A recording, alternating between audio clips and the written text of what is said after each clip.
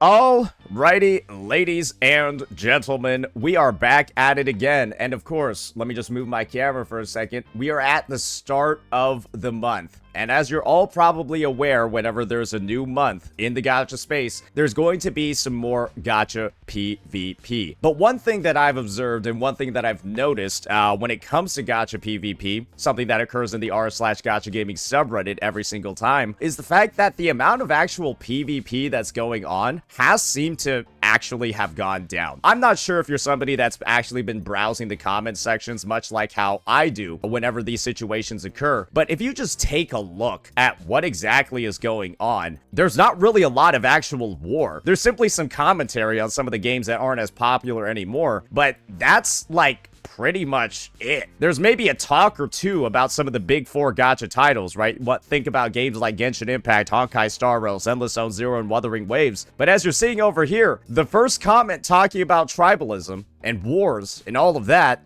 is a post saying tribalism time. But as you've noticed, you just haven't really seen anything regarding the issue. And I gotta say, probably a good and healthy thing for the space, but it also does make you wonder what exactly was a part of the cookie that made up this chart, how did it crumble, and why does it seem like the gacha space is in the most peaceful state that it has ever been? So why don't we go ahead, why don't we take a look, see how these numbers panned out, and of course, I think that's going to paint a more clear tale for what exactly is going on. Alright, so first things first, whenever it comes to these gacha revenue tier lists, always a bit of a disclaimer that I gotta make up front. This list is curated by somebody that is good friends with Gateo. And Gateo is on the record being one of the biggest Wuthering Waves haters in the space. We may as well just like pop in a clip or two for some of the past revenue videos that we made in the past, just like detailing it. Fuck it. I guess I'll just drop one right now.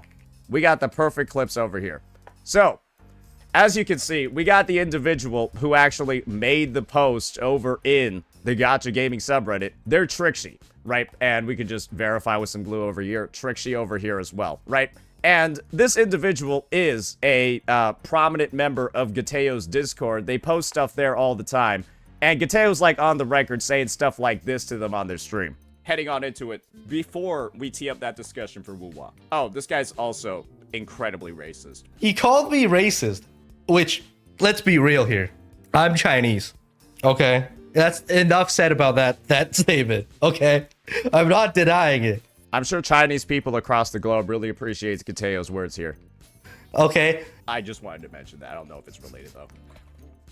4 and 6. Right now. And why is this 7 then? See? Why is there extra 1 mil on the website? Huh?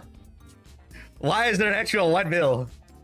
So yeah, basically that's just Gateo going in, telling Trixie, the owner of the website, that they need to explicitly bump Wuthering Waves down a couple $1 million on the chart. So that's just something to keep in mind. So that's something to keep in your back pocket. However, what we can do is, of course, still take a look at the other numbers with that little bit of, that little, nugget of wisdom in our minds. And so, given that disclaimer up front regarding Wuwa's place on this chart, we also got to give some general disclaimers as well when it comes to the actual information that this chart entails. This is entirely just mobile estimations. This is not going to include performance on things like PCs, consoles, so on and so forth, any other platform that isn't on iOS or Android, or essentially the phone. And so what that means is that you're going to have some games up here, right, where these estimations are actually going to be close to the actuals. Games like Love and Deed Space, Pokemon TCG, those that don't necessarily actually have PC clients, those are going to be the ones that are actually more accurately represented.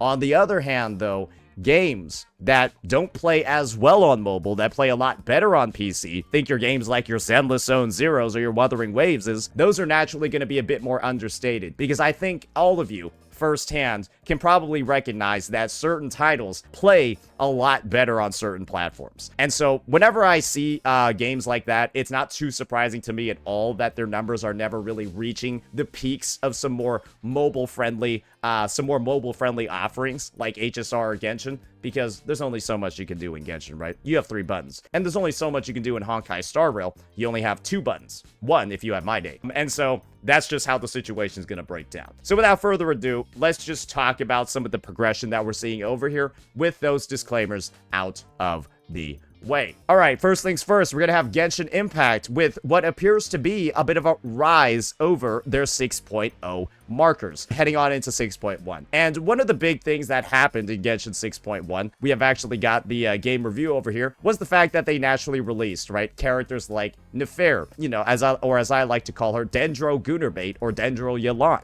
They also had the ending part of Flynn's banner, and of course, everyone's favorite thing ever, Miliastra Wonderland, where you got the ability to customize your mannequin with limited skins. Oh, but actually, the only way to actually unlock these skins is to pay money. Yeah, there's no actual free-to-play way to unlock these outfits. I believe the Genshin Impact, I believe there's actually a good post in here. Wait, let me go find it. It's hilarious. Here we go. Genshin Impact doesn't want to make money. Miliastra Wonderland, on the other hand, oh yeah. They're trying to fucking farm with this shit. Because, again, the only way to actually acquire these skins is to donate money to Hoyoverse. There's no other way. Or you go find a sweaty, greasy 40-year-old, maybe Miskiff's over there on the platform as well, looking for his next catch. This is essentially how you're gonna get it. You either get it gifted to you by somebody that's willing to pay the money to get extra copies of it so they can send it to you on your friends list, or you gotta buy it yourself. And so, yeah, I mean, considering the population, right, and, you know, the natural preference of some content creators out there, yeah, I'm pretty sure there's somebody looking for their next relationship on this platform as well.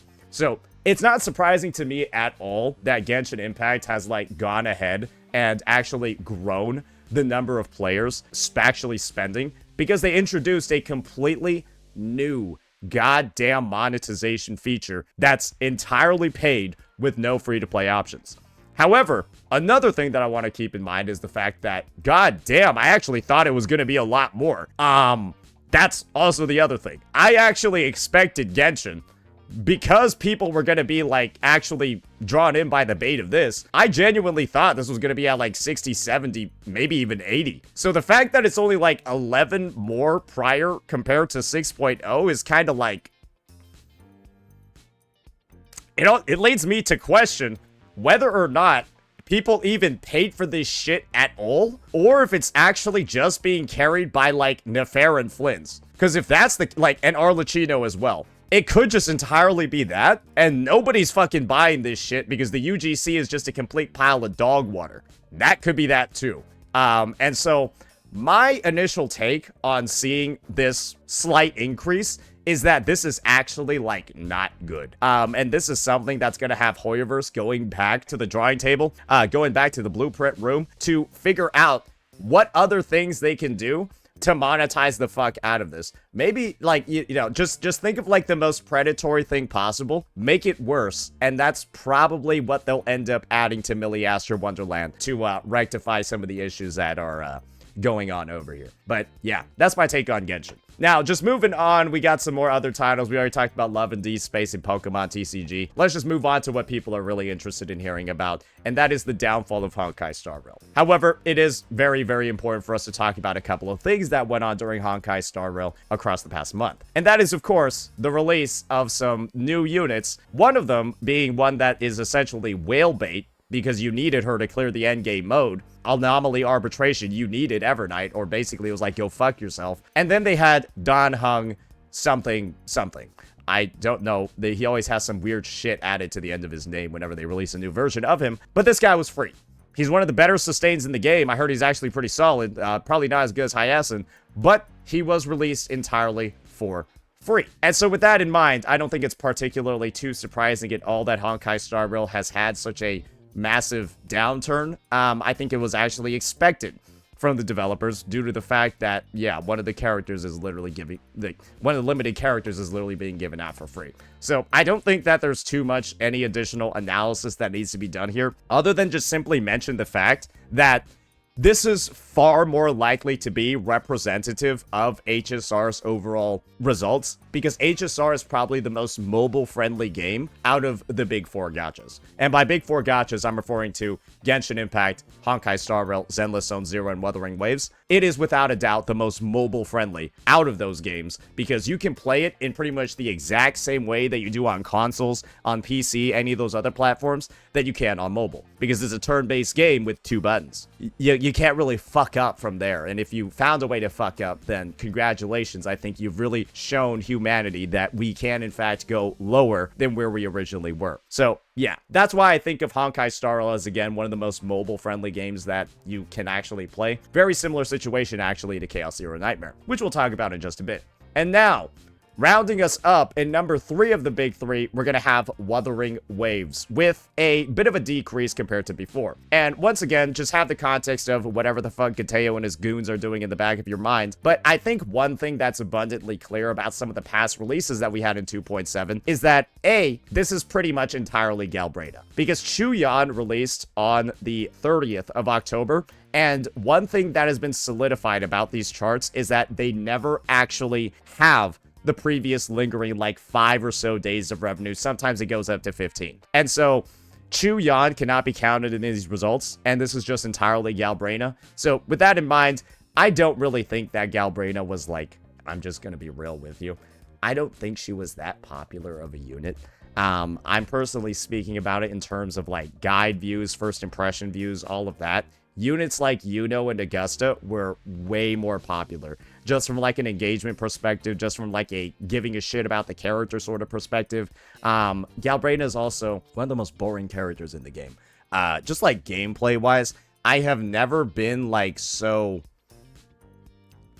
maybe like taken aback by what I was expecting from like her design and her inspiration. I thought she was gonna be right like this Devil May Cry, absolute like freak sort of character on the battlefield, and then her optimal rotation is literally press the basic attack button 40 times. That's like it. Like her best rotation literally is press the basic attack button 40 times. And it's like, that's cool that like they have a character that's made for beginners, but Augusta is also an easy ass character to play. Yuno's also an easy ass character to play. And then Galbraith then continues to release as the easiest character we've ever released in the history of the game to play. And when you pair her up with Chuyan, oh my god, that's the most boring team I've ever fucking played. Just straight up, it's like 1, 2, 3. There's no room to like do anything else because their rotations are like so in sync and like finalized.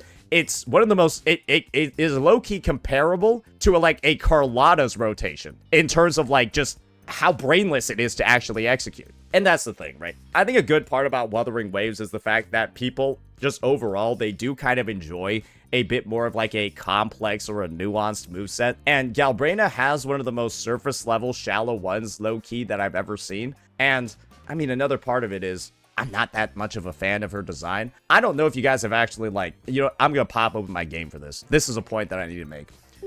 Because maybe this is something that a lot of other players have been feeling as well, but they just didn't want to say what they actually felt. I need to pop open my game to show you this. Maybe after you see what I'm talking about firsthand, you'll understand. All right, here we go. Here we go. Let me just make sure I'm slotting in the right team comp. All right, here we go. She looks like a penis. Yeah, I don't really know about like what's going on, like who really like was in charge of like the like gameplay. Like you know how when you play Wuthering Waves, right? It's a third person view. You look at the character from behind, and like the only thing I can think of when I'm like playing this unit is like they literally are like shaped like a penis. Straight up. And like this is all you see in the gameplay. This is all you see in the gameplay as you're like controlling her and like moving her around. Just straight up. That is phallic. And low-key, I feel like her having like longer hair or something, or like something else sticking out, would like help dispel the illusion. But it's just, I don't really, like this is the thing. Like I'm just not like a fan of the character's visual design. I'm just not a fan of it. It's just an unfortunate thing, but like that's the case. This is one of the first comments that I made when the character got released. Like, why is her like back profile, why does it look so phallic? And Live to yeah, hunt. maybe that was like a part of like the sales, but I'm just gonna be honest. It's like, it just looks like weird to me. And clearly there's at least some part of the player base that agrees with me, I would hope, because I don't think her banner did that well. I think it's pretty clear to say, I don't think a lot of people pulled this character. I don't think a lot of people pulled on this banner. And I think there's a reason why, even though I know this is like estimations and stuff, that this is like significantly lower than what we saw for Yuno. And I think that's undeniably the case. I just simply gave a reason for why I feel like she's not as popular. However, this could be another potential situation as well when it comes to WuWa 2.7. There's nothing to do in the fucking patch. Yeah, I think a lot of people have realized it by now. People said I was doom posting. People said a bunch of things before. When I said there was not really that much to do. Yeah, there's no events in this fucking patch. It's 40 days of login events after 2.7's story. That's what it is. And a good part of it could simply be, man, I don't really feel like spending money on this update when the devs are basically just slapping me in the face when it comes to the events and the content. That's actually a part of it as well. I low-key don't even want to stream the game nowadays because I feel like the devs are literally insulting me with the lack of content that they put into the patch. And I think in a similar vein, there just might be individuals that don't want to spend money when they see that they're being delivered an absolutely subpar and disappointing product, because that's what this is. I think that the lack of content is also another significant reason for why somebody might have decided to tone down on how much they want to spend. Because you want to reward the devs when they put good content in the game, and you don't want to reward them, give them your money, when you feel like they're not delivering on that front. And that is something that is undeniably being felt by a massive number of players across this update, because it feels lazy. It feels uninspired, and it feels like they're really just phoning it the fuck in with whatever the hell they decided to do over here. And also, I just gotta say, I forgot to mention this about the reruns in 2.7. They're kind of bad, because Lupa, God knows you don't actually want to pull her unless you already have Brant on your account, and that kind of makes her rerun feel a little bit weird when it's not being run alongside a Brant. I think Brant would have done way better on side 2 than a fucking Zani, because in the Zani situation, you don't want to pull Zani unless you have the Phoebe. So it's like, they had 2 reruns of characters that feel like they really need specific teammates on the roster, and then they don't have the reruns of the teammates either. Maybe they're gonna come in 2.8, but that's just hope. You have to hope that they're going to come in 2.8. You don't actually know that they're going to come in 2.8. So it's sort of just like, these reruns are also placed extremely awkwardly too. And it just makes me think that like the entire breakdown of whatever the hell they did in 2.7, not even like event-wise, but just rerun banner-wise, seemed a little bit ill-advised too. It really felt like they were just phoning it in for everything aside from the story in this update. And I think all the evidence, when you factor in all the evidence, all the things that I just talked about, is it really that much of a surprise at all that there's a decrease compared to patches like 2.6, where it just felt a lot more sensical, everything that was going on. The reruns made more sense because Chacona is one of the Yuno's best teammates. I don't even know who reran during who even reran during the 2.6 first half. Good lord, I don't even know. It was Carlotta and Shorekeeper? Oh yeah, if it was Carlotta and Shorekeeper, yeah, that'll get you too.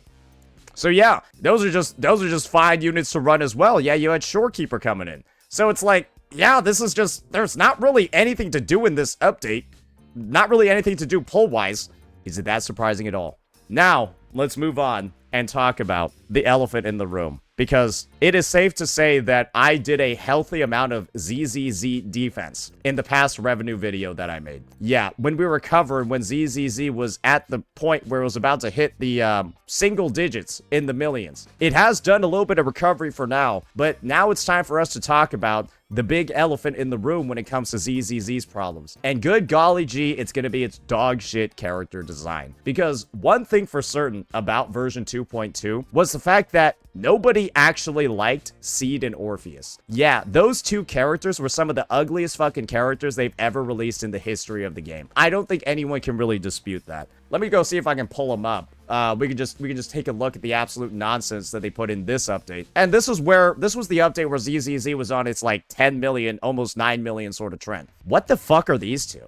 Like, straight up, like, even, like, personality-wise and gameplay-wise. Like, I remember going into the story in version 2.1, meeting these guys, and all I could think was, they're fucking idiots. They're so stupid, it's unbelievable. Like, she literally looks like an NPC, and she's, like, every single, like, neurodivergency blended together into one unit. And the end result is just, like, you're just like, what the fuck were they even trying to do with these characters? And nobody else liked them either. And now they're proceeding to follow up on 2.3 with like just Yixuan clones. Straight up, you're gonna have Ganyu Yixuan, the one cool unit of the update, and then Calamari Yixuan. And it's abundantly clear when this is what Lucia's banner looked like, and it's almost a carbon copy of the Orpheus and Seed ones. Let's just be real, guys. Maybe the character designs are a massive fucking issue, because Lucia's also one of the most broken characters in the fucking game. So yes, this is what the character yielded after being incredibly fucking broken as well, because she is a rupture support who has like one of the most insane kits possible, is literally meant to shield the archetype. And if you don't have her, you're gonna struggle to clear endgame content.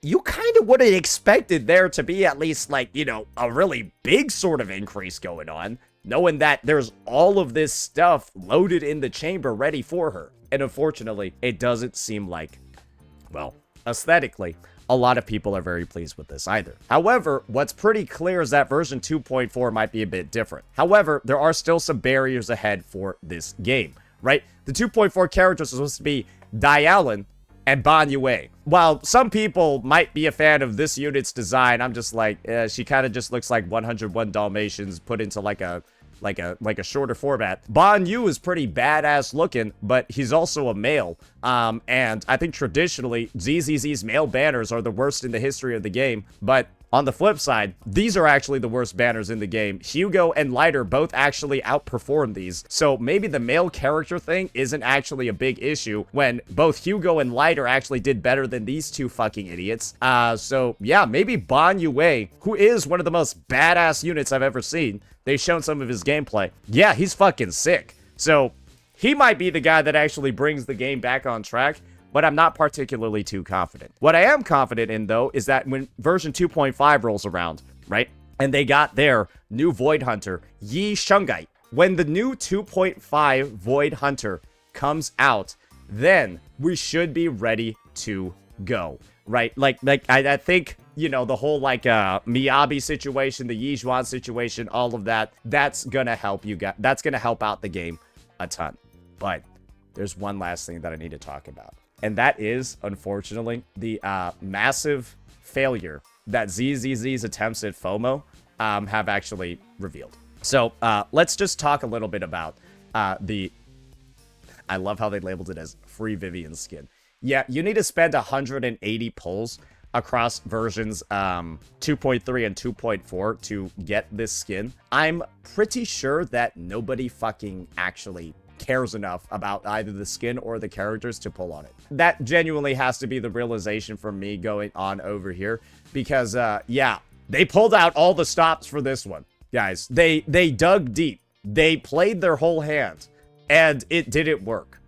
I think that this number, given all of the clear efforts that the ZZZ team has made, introducing things like FOMO. You can't even, this skin's not going to be available for 6 fucking whole months after 2.4 ends. I hope you guys understand this. It's not going to be available until like July of next year.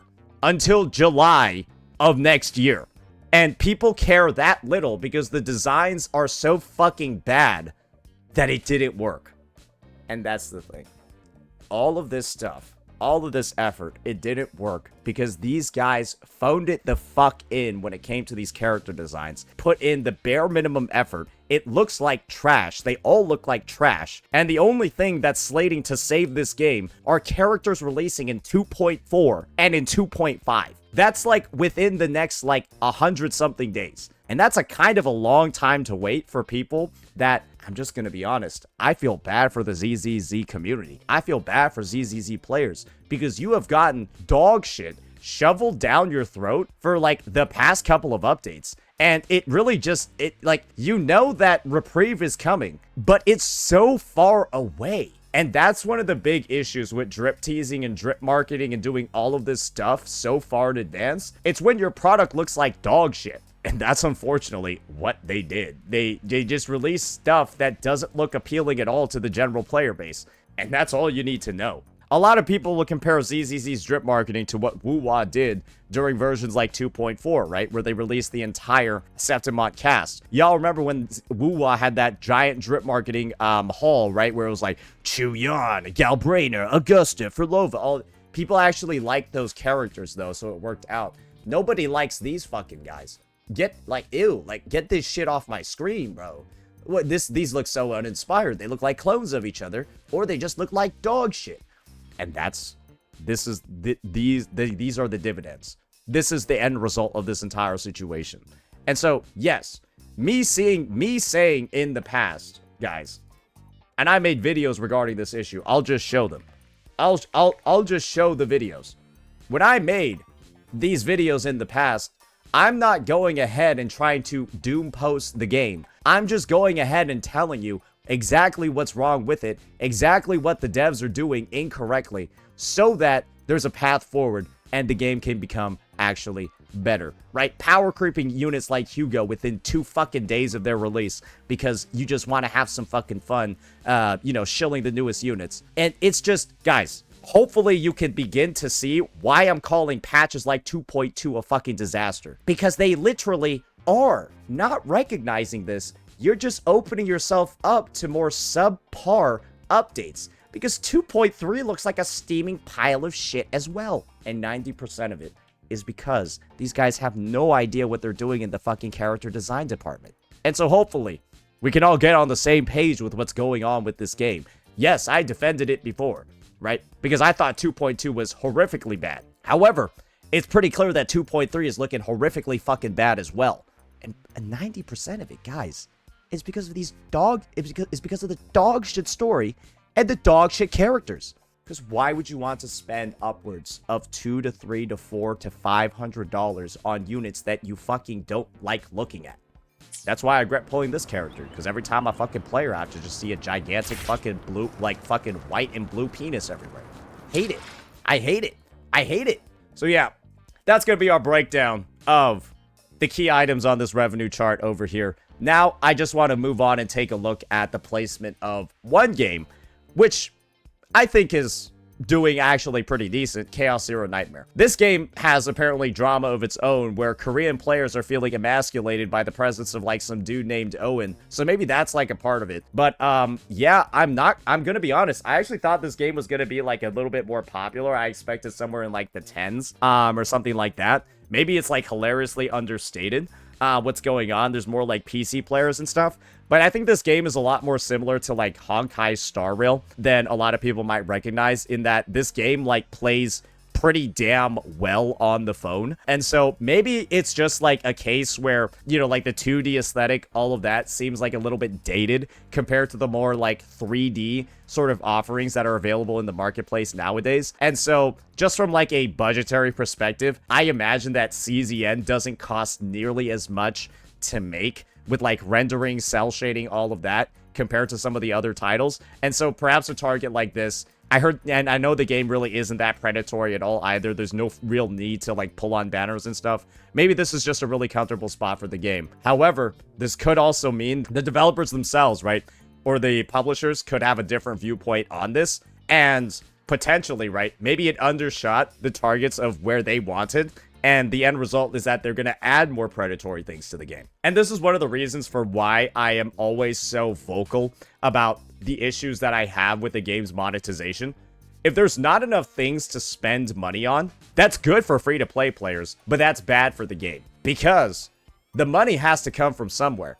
And if they see that their launch efforts, which don't appear predatory at all, aren't really working out for them, a big shift that happens to any live service game is that in their next couple of updates, they start introducing a shit ton of predatory stuff to regain some of that lost potential revenue. And that's something that occurs and has historically recurred in so many gacha or gacha adjacent titles. And that's why I'm going to be concerned about CZN in the present. And that's why I'm also going to be concerned about DNA, because there's not a lot of reasons to spend money in those games. And when the games don't make enough money with their existing monetization systems, well, guess what they do? They usually end up making it more predatory. And so obviously I have no idea what the targets are for the CZN team, but this could be a potential cause for concern moving forward. We just have to wait and see to see what the developer response is over the next couple of version updates. So yeah, expect me to keep a close eye out on some of the updates that are going to be coming to CZN as well as DNA, and then we'll talk a little bit more about them once those potentially, they could just not arrive. So yeah, that'll be that for this one, ladies and gentlemen. That'll be that for the coverage. And based off of, again, the stuff that I talked about over here, it's probably not surprising at all that there's so little war, so little stuff going on. Because, let's just be honest over here. Based off these projections of mobile revenue, none of these games are really doing that well compared to some of the prior months, compared to some of the prior results that they've had. And when everyone's doing bad, then there's not really that much of a incentive for war. Because, well, what are you fighting for? It's all just a bunch of mid. And that's kind of what this revenue report is. And, like, you look at it and you're just like, oh, this changes nothing. Or it's like, oh, I guess everyone's doing kind of shit. And it turns out when every game is doing kind of shit, it leads to the most peaceful space possible. So, yeah, just another example of that. Let me know what you all thought about this breakdown, ladies and gentlemen. Peace out.